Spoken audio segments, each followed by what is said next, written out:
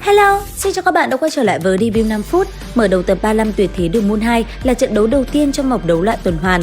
Quy tắc vòng thi này chính là chiến đấu 1-1. Đánh bại 7 người đội đối thủ là có thể giành chiến thắng. Ngay khi trọng tài công bố tuyển thủ hai đội ra sân, toàn bộ tiếng hò vang phía dưới khán đài vang đi không ngớt. Lý do chính là vì hai đội được gọi tên là Học viện Hồn Đạo Sư Vân La và Học viện Sử Lai Khắc. Nghe đến đây, thật là đội trưởng, bối bối xung phong đi đầu. Nhưng là vì đối thủ là người am hiểu hồn đạo khí, cho nên trong trường hợp này, phòng ngự là cách tốt nhất. Bởi vậy, chú ý quyết định để Từ Tam Thạch ra sân.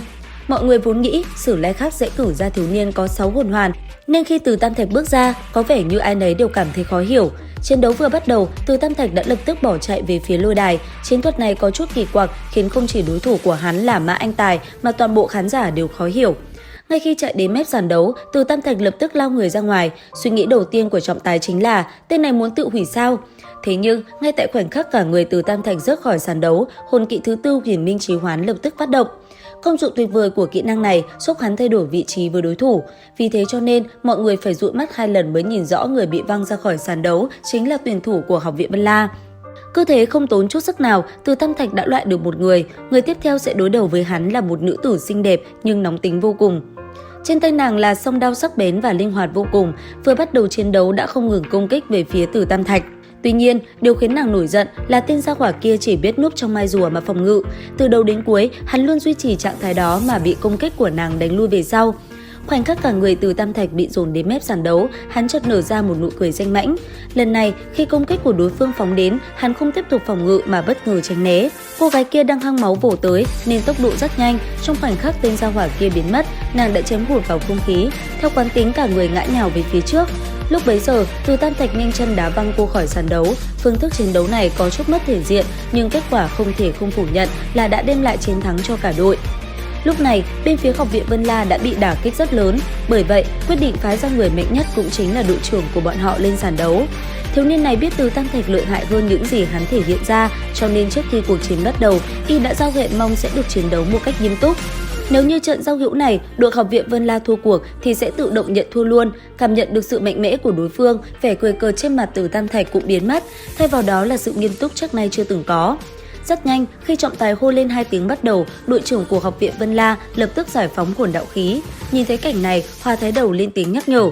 Vũ Hạo, nhìn cho kỹ, đây chính là Bảo Lụy Chiếm Pháp, một trong những hồn đạo khí mạnh nhất của hồn đạo sư. Chỉ thấy trên sàn đấu, vô số đạo ánh sáng từ đạn pháo phóng đến trước mặt Từ Tam Thạch.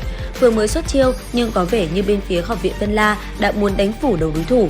Từ Tam Thạch như cũ lựa chọn phòng thủ, Huyền Minh Quy Giác Thuẫn chắn trước mặt, thể hiện ra sự vững chắc của một hồn sư hệ phòng ngự. Thế vậy, Tư Đồ Vũ lập tức phóng hỏa tiễn về phía sau lưng của hắn. Lúc này, đứng giữa trung tâm của Thương Lâm Đạn Vũ, thân ảnh Từ Tam Thạch bất ngờ hóa thành mấy đạo tàn ảnh tránh né.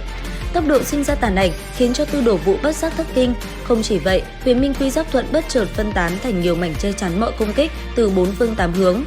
Đến lúc này thì đội trưởng của Học viện Vân La chỉ có thể lấy ra lá bài tẩy của mình, tụ năng hồn đạo pháo công suất mạnh nhất trong nháy mắt đã xuất hiện. Khoảnh khắc cột sáng từ công kích của Tư Đồ Vũ phóng tới trước mặt, Huyền Minh Giáp của Từ Tam Thạch bất ngờ biến ảo thành một tấm kính. Vừa hay, khúc xạ ánh sáng từ tụ năng hồn đạo pháo khiến công kích bắn ngược trở lại. Chính vì thế, Tư Đồ Vũ đã nhận thua, hơn nữa còn thua tâm phục khẩu phục. Chiến thắng của Từ Tam Thạch tương đương với 1/7, cho nên lúc này, ở phía phòng chờ của Học viện Nhật Nguyệt Hoàng gia, tất cả mọi người đều bị đả kích rất lớn. Đặc biệt là cô gái xinh đẹp tên Mộng Hồng Trần, đây là lần đầu tiên nàng thấy sư huynh Tiếu Hồng Trần của mình bị đội dự bị của Sử Lai Khắc ảnh hưởng đến sự tự tin vốn có. Mà lúc này, tại khu nghỉ ngơi, sau khi chiến thắng, Chu Y lập tức kêu cả đám trở về khách sạn tranh thủ tu luyện, quan sát đối thủ, chỉ cần mình cô là đủ.